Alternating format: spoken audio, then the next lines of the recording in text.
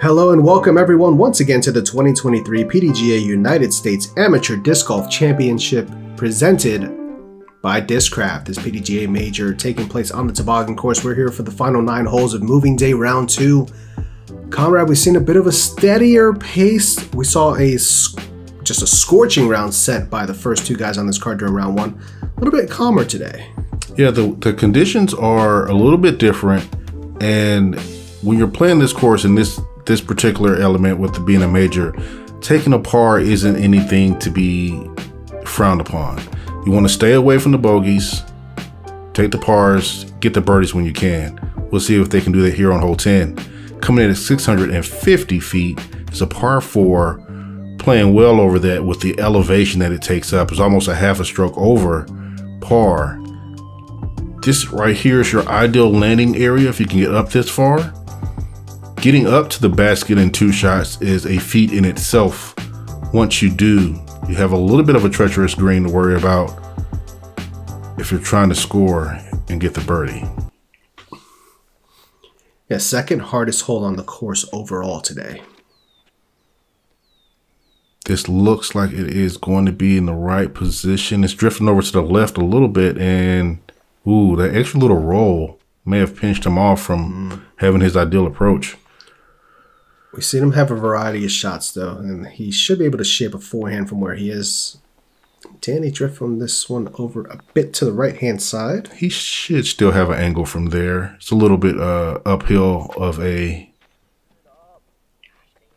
run-up. Mason doesn't like the height there. Kept it in the middle there, but lower. It just cost himself some distance. Tanner here is basically in the ideal spot. He's up the hill, in the middle, short grass. Should have a pretty good window to approach for a second. See what Mason can come up here with this uphill run up, trying to throw uphill. Squeaks by one of the Guardians there. He'll just have a chip up for a par look from there, most likely. Danny with a forehand look here. Ooh. Trying to get some skip up there. I think that just came out a little bit too low and he hit early. But he's still in the middle, so he'll be able to recover. Oh, man. Mason a little bit low and left. Got a bit of an early release there. I think that was Tanner. Tanner, sorry. Yes. Ryan does have a forehand that he... yeah, that angle with that tree just... The low ceiling as well just... limits your options. Yeah, had he been 4 or 5 feet just further to the right where he could have landed or stayed put, it would have been a different shot there. However, there was a nice approach by Danny. Should be able to save that par. There's that justice once again for Ryan, taking a Spikeheiser approach. And yep. Dances to the circle there. That's a bit of a risky play there, throwing a Spikeheiser on that hill. That hill. Ooh. That's pulled to the right, and he somehow gets behind all of that and may still have a look. Yeah, he's at the circle's edge, just right of where he wanted to be. Tanner there with a nice up so he can tap in. Yeah, he still has a look. Oh, yeah.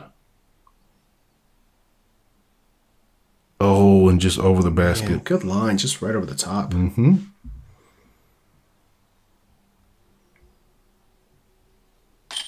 Ooh, a little dicey, but it stayed in for the bogey save. Yeah. Getting the bogey there, which on this hole, not too uncommon of an occurrence. Good soft toss in for the par there for Ryan. Then he takes his par as well. And Tanner is walking up to tap in his par.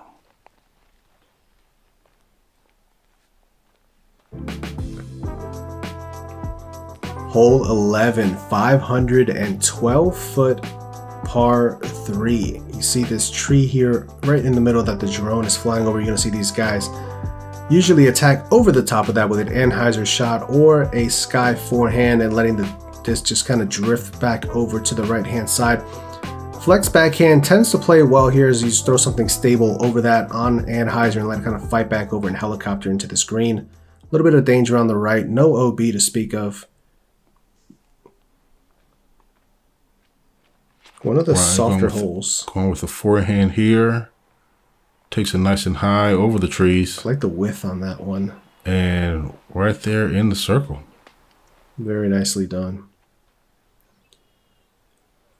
Danny's taking the forehand line as well, but he's taking the lower line. Oh, ooh. A little bit of drift. Gets him a friendly punch out, though. Puts him back on the fairway. Yeah, that could easily have gotten eaten up and just dropped straight down, making the approach a little bit longer.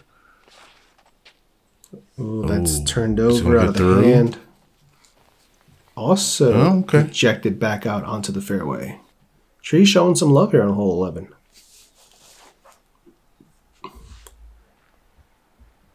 That might be a little stable coming back. Yeah, it's going to put him over on the tall stuff on the right-hand side. It needs to be a little bit wider left, similar to what Ryan's line looked like. Well, Ryan went over the trees. Both of the remaining shots kind of didn't take that route and negated through the gap. Long bit for Danny. Just going to come up a little bit left there. Left a little bit on that too. Mason from downtown. Sorry. That was a nice bit there. I was ready to say he's on fire. Good par putt there for Danny. Taking advantage of the fortune there of the tree kick. Tanner securing his par as well. Very straightforward putting approach there for Danny. Right to the hip and fires. Another birdie for Ryan. That puts him 4 down on the round and 14 down overall. Just trying to build that gap a bit there at the top.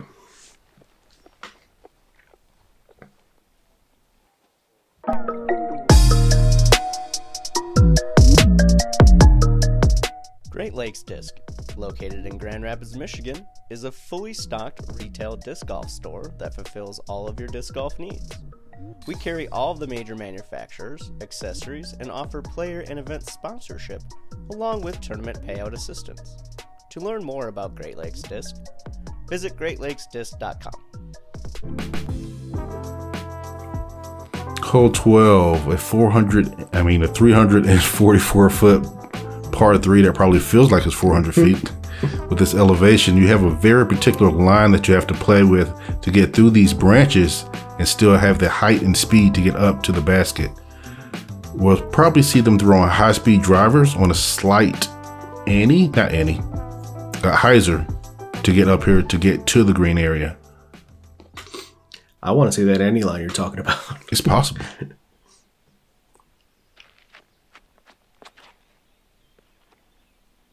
This is what you need to do, is push this right side on hyzer, have it come back. Oh, the fingers of that last branch.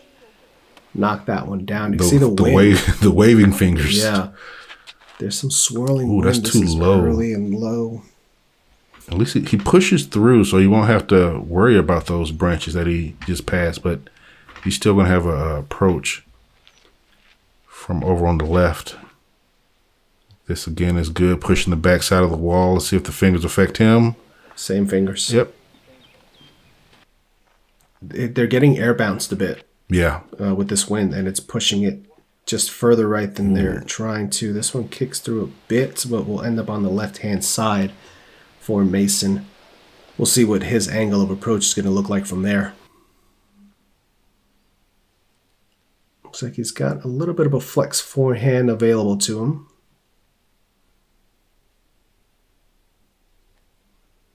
This one on the way. Oh, nicely played. Similar shot here for Danny. Just a little bit closer. And also nicely played. Good touch by both of these gentlemen there. Yeah, when you see the banners waving like that in the background, you definitely want to be close. Oh, or nice in the putt. basket. Dropping it in. Tanner getting the birdie here on hole 12. Nice statement putt there, and that puts a little bit of pressure on Ryan here. And the banners have calmed down a little bit for Ryan. And that one drops down. Ooh. Never quite had the height and angle on that one. Yeah. So Tanner going to close the gap a little bit there with that birdie. That's what you're talking about. Bag on par. Mm-hmm.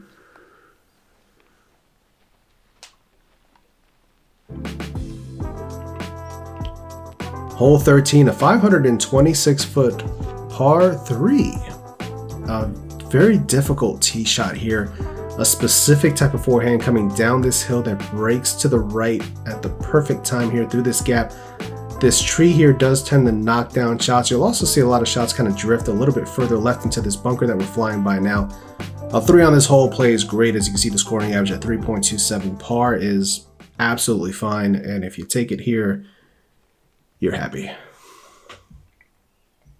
Talking to the spotters on this hole, up until this point, they have only seen 2 birdies on the day. This is flying through the gap nicely, and Trickle down. that's an outside look. Long look if he wants it. But does he want it?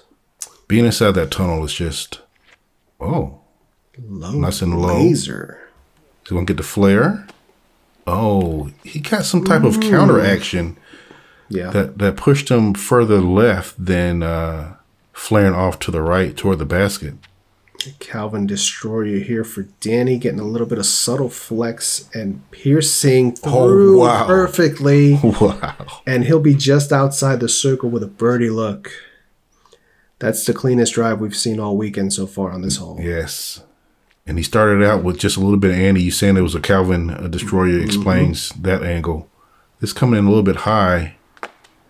It had the pace to actually get there, but those branches did not allow it to go past. So he's in the tunnel, which is also not a bad place to be, not having to find a window to try to approach to the green. Very nice touch there. Again, really impressed by all these guys' approach game. Just leaving themselves with stress-free. Runs at the basket? Yeah, that too. Oh, Ryan did end up over here in this bunker, and he is having to find a window to try to... I'm not even sure if he'll be able to attack or if he's just trying to get out to the green.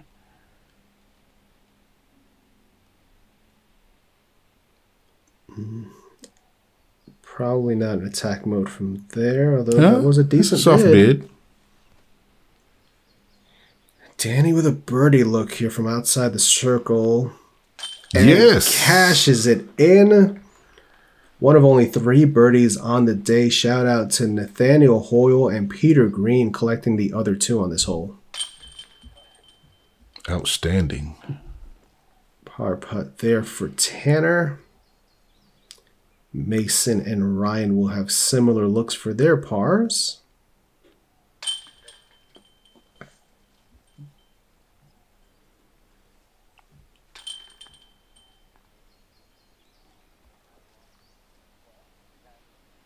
And on to 14.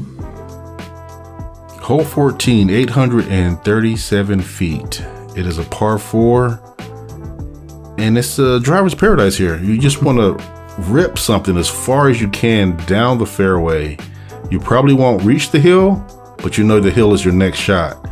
You'll be throwing uphill with the basket tucked over here on the left at this plateau area.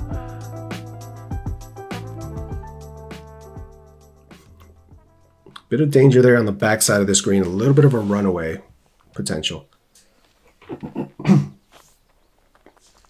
Danny up first after that outstanding birdie on the previous hole. Flipping up. Something a hyzer flat. Oh, a little wind drop there. But he's in the middle. That's fine right there. I want to say it's kind of difficult to really be out of position off the drive here. That's why you can just kind of really rip on something and just let it go. And this is definitely a ripped. Yeah.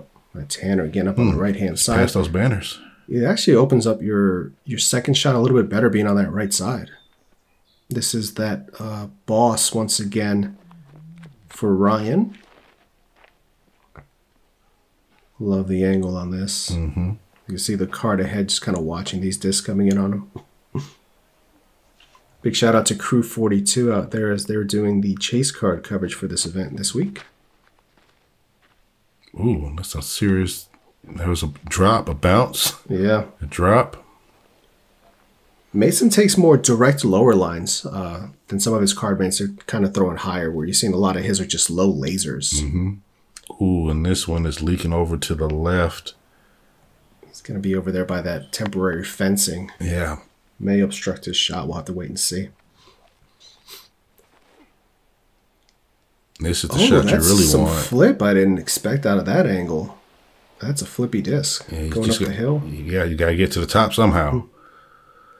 The wind may have held that over a little bit too, because I expected that to come back out instead of just landing flat. Orbit Enforcer here on the second shot. Very stable disc. Nice and high, penetrating. He's inside the circle. May have that tree to contend with. Yeah. Stays on the plateau though. And Tanner. I like the line on this. I really like the line on this. Nice shot. We see that right-hand side like we talked about. Just opens up that the line on the second shot a little bit easier for you. Mason having to deal with this temporary wall. Gets over the top of it. Deal with what? There was nothing there. He just... Beautiful touch. Yeah, apparently not. He couldn't even see the basket, so he had the spotter kind of give him an idea of where to generally throw the disc. Mm-hmm. Oh, Ryan's a little further out than I thought he was. Oh no. Wow. That was right side. It was low, but... Usually those catch and drop. Yeah. It's high right or high left. That's a little surprising on one of these chain stars. Tanner now has an opportunity to close a little bit closer. And takes the advantage of it. Getting the birdie, dropping him down to 10 and closing the gap to 4 strokes. And, you know, just a couple of holes left. And we have to start talking about the possibility of some weather moving in the forecast. For the final day. Yeah. So the closer you can get, the better. Especially, you never know how this is going to play when there's mud or possible rain and wind.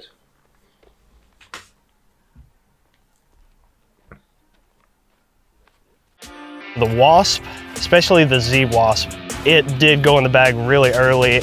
It's great for kind of that in-between stability. I can flex it if I need to. I can throw it on hyzer. It's dependable and it holds up in the wind. While I do have a lot of different versions of the Thrasher in my bag, the main go-tos are those Thrashers that I got when I first joined the team. And that just tells you how consistent those stock runs are. Hole 15, a fun par 4, 906, par 5, I'm sorry, 960 feet. Downhill, right to left, hyzer shot coming into this tree area here. If you can be clear of those, opens up your second shot a lot more. You got this tree here in the middle to beat, and if you can get your second shot somewhere down near this roadway here, you're left with a pretty standard chip up to a drop in 4. Definitely a gettable birdie. We did see 1 eagle on it from Ryan during round 1, the only eagle of the tournament so far on this hole.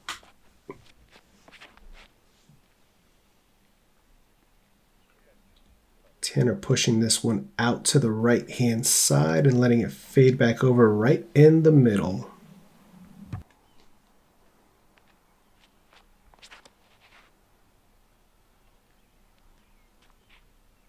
Yeah, your position on this first shot really is going to dictate how well the rest of the hole is going to play. Fortunate to not hit that tree or get stuck behind it. Ryan pumping this one out to the right. This looks great. A little bit of right finish. into the gap. Ooh, a little bit more left than he would have liked. He was by that like white rock that you see, similar to where Tanner's shot was during round 1.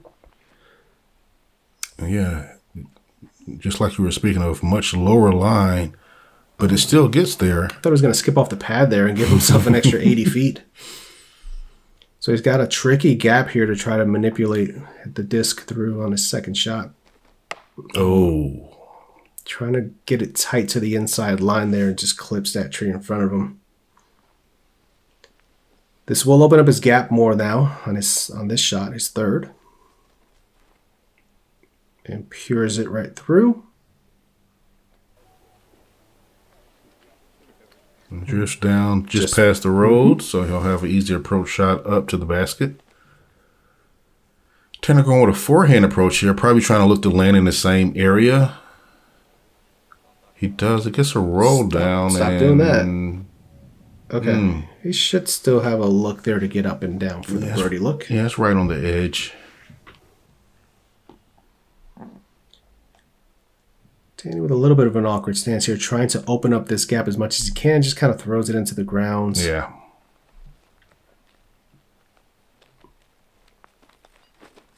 Okay. Maybe something happened with the forehand line.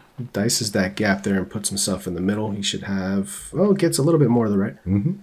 Rolls down the hill a bit. I see probably a justice forehand in the future. So him and Tanner are basically in the same place.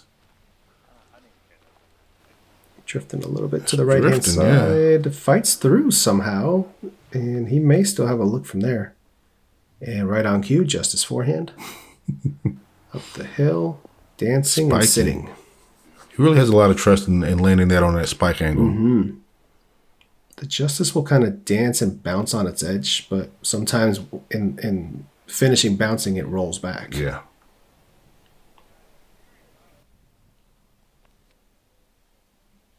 I like this soft approach here. Very nicely done. And Danny inside the tree line here. Just outside the circle. Going to cash in another big putt here.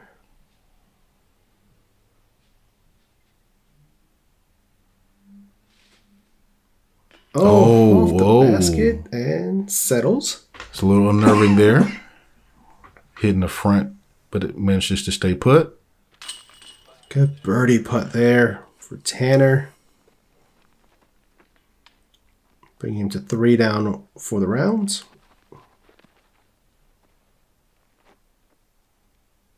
Ryan taking his time, securing his birdie as well. 5 down on the round, 15 down overall, 4-stroke advantage on his closest competitor. Par putt finds the bottom of the basket for Mason. Mason puts that one in with pace. He was confident. And par for Danny as well to close out hole 15. Just 3 left. Hole 16 is a 396-foot par 3. Very tight angle that you have to deal with.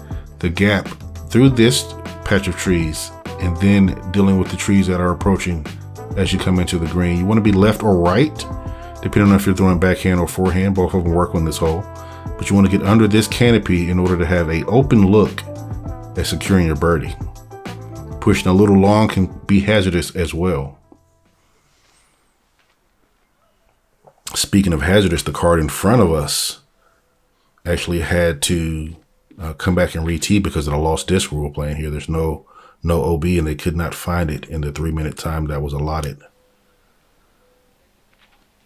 You have a couple of spotters here to help out. One voluntary, one being a dad.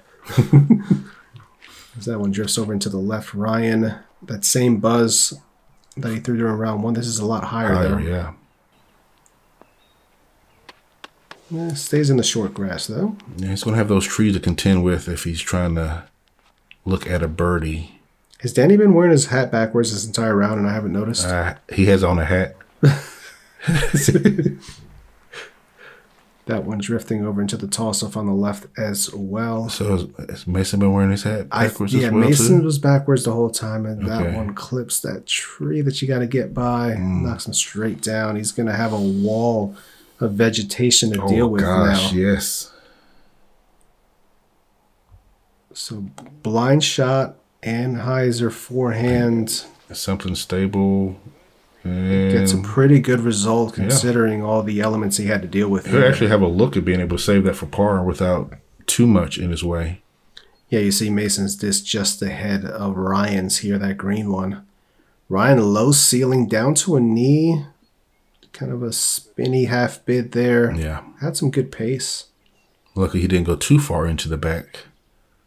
Oh, I thought that was in. Goodness, just finishing left at the end there. Hasn't been the best of days for Mason, but still one more round to go. Ooh, Tanner with a nice soft approach. That was Tanner? Mm-hmm. I couldn't tell. There he is. Oh, there's Danny. Okay. Tanner looking on. Trapped in the green prison. As that one floats over the top there. They wouldn't let him out. That's funny. There he is, saving the par. Nicely done.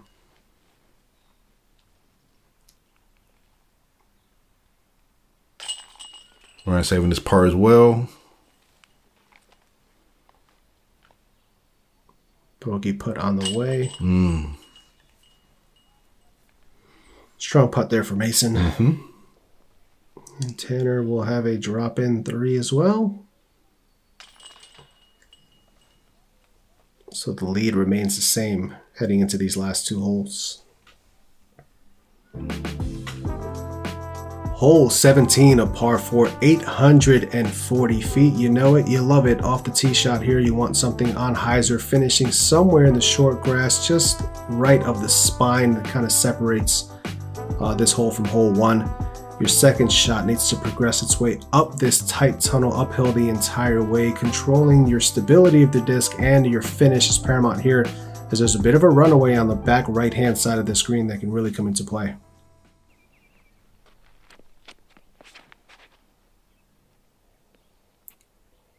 Another hole you can kind of open up on as long as you don't go too far to the right. This might be too far to the right. Too far to the right. He's right in the middle of that tree bunker on the right-hand side. Ooh. Yeah, you can tell he got into that one. Drives that one. Great nose angle. Starting to finish back over to that boss again. Right in between the 2 spines of that hole. But that is way down there. We're talking about potential justice approach. This one finishing out left. Kind of splitting in between the 2 fairways. And luckily, again, there's no OB, so that right there is well in play. So and the lower line. I like it, though. The lower penetrating line. He should be well in line with the tunnel on his second shot from there. Danny from the left-hand side, fighting its way back over and gets caught up. Mason here with a little bit of tall grass to deal with. We'll see how that affects his potential run-up here. Not at all, it appears. Has the height and the distance. He is up here with the basket just outside the circle. Very nicely done. So he'd be looking at a putt for 3. Tanner going patent pending with his back to the gap, and that is not the gap you want to hit. That's way past the basket. He's going towards 18's fairway there. He'll have a decision when it comes time to throw, whether what direction he's going to play. Yeah. Ryan here, he's got one of those toboggan tracks kind of in his run-up, but doesn't really affect him. Able to throw that mind bender up to the top there, so he did go mid-range on his second shot. The advantage of being able to blast your drive as far as he did. Look like Tanner's finding some type of window to come through. And he's up there top. You see it. Okay. Good execution there.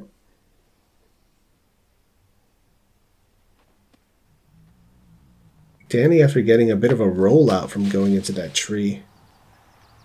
That's perfectly fine. Yeah, he should be able to make Probably a little unnerving watching it go past the basket from down there, not knowing if it was going to catch that hill or not. Oh, big putt there for Tanner. Nice par save. He was out of position twice on this hole, and typically you can't make two mistakes and still save a par on this course. Oh, sit down. Okay. Checks up there on the back end. I like when I see Mason putting with pace and with confidence, but that right there just caught the top edge of the basket, and that could spell disaster. But he stayed close enough. He should be able to save that. Ryan here. Trying to gain another stroke, and he does so. A little bit high, catches, comes straight down. A little bit of sigh relief there, but that puts him to 6 down overall. And 6 down for the round and 16 overall. Good. Danny with the save from the knee. Very nice.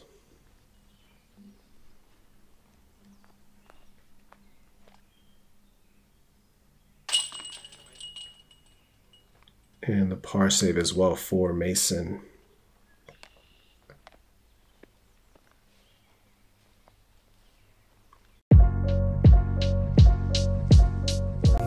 An important part of getting a PDGA membership is helping grow the game. Membership dollars are used to bolster competition of all levels, from local C-tiers to majors. Tools like Digital Scorecard and Tournament Manager help events run seamlessly. Your PDGA membership also gives you access to Disc Golf Network coverage for select events and a 50% discount to their full coverage package. Help grow the sport and get started today. Visit pdga.com/join. Hole 18, our finishing hole here at the Toboggan course, is 315 feet uphill. It is a par 3. This gap that the drone just flew through is the main gap that you'll see most players coming out of with either a backhand or a backhand on a turnover or a forehand. You want to miss this limb, this branch that's hanging out, the little fingers as we call them. Before you get up to the green, there is a high potential for you to be able to get a 2. But walking away with a 3 is not a bad way to end the round. Ryan up first. So I'm kind of pushed the forehand a little bit too far left during round 1. Let's see if he makes the correction. This looks like a cleaner angle. A little bit lower. Gets a nice little skip. And inside the circle? Maybe. Close to it if not. Ooh, that's going to contend with the branches. That's tighter line there. Yeah, just gets kicked into the stuff on the right. Probably just a pitch out from there. So another potential stroke to be gained here. It's a low skipper as well. Not quite making it up as far as Ryan, but he'll still have an open look at the birdie. 4 forehands on this hole. Mason getting it out a little wider. Yeah, that climb is... It's very steep. Yeah. Very, very steep. This probably is playing closer to 370 or so with the amount of incline. As you can see, everyone trickling their way up on this final hole. Mason first to act here.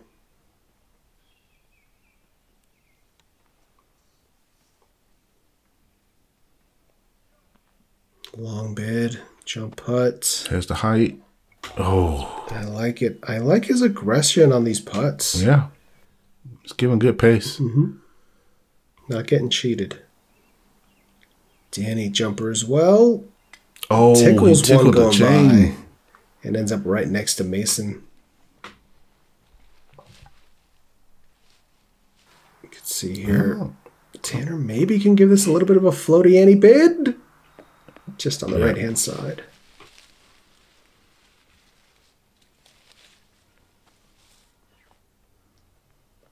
And this for the exclamation point to open up the lead even more going into the final round.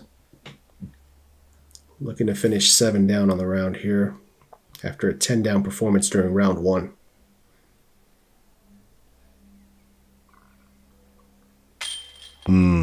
Push that one a bit right. Yeah. Similar to the putt we saw on hole 1. Actually, no, the hole 1 was left. That was right. So somewhere in between those two putts. As Danny cleans that one up there for his par. Mason looking to do the same. He does.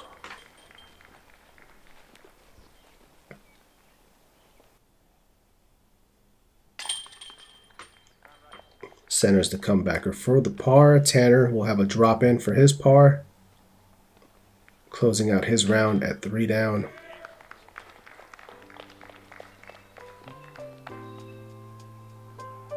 And there you have it. Here are the results from the round 2 here at the United States Amateur Disc Golf Championship. Ryan's still in the lead here. As we look at the leaderboard, it is still him and Tanner that will be battling. We'll be joined by Corbin Myers, and Danny will be making a reappearance for the final round. Yeah, make sure to come on back and check out all the action from the 2023 US AMs.